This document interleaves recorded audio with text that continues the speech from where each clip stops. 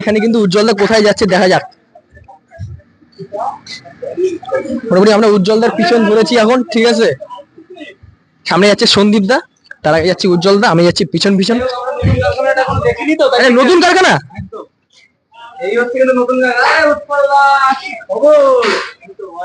কি হচ্ছে? চাপ হচ্ছে, আমাকে না বলে চাপটা রান্না করছো?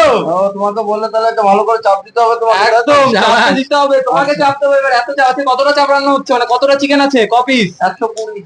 120? আগে 100 পিস করতে, এখন 120? 120। সবাই বলছে উজ্জ্বলার এই চিকেন চাপ, তোমার চিকেন চাপ রান্না করা আগের মাসে দেখেছিলাম, প্রায় 1 মিলিয়নের কাছে মানুষ দেখেছে। সবাই তো বলছে আবার দেখতে চাচ্ছে, কি আবার দেখাবো নাকি? 100 থেকে 120 পিস হয়ে গেছে। রান্না করতে দেখাও। এই দাদা, ডিম এত সেদ্ধ করছে, এখন কি ডিম দিচ্ছ নাকি? মশলা কেন রাখতে হবে? গরম আছে তো, গরম নেই।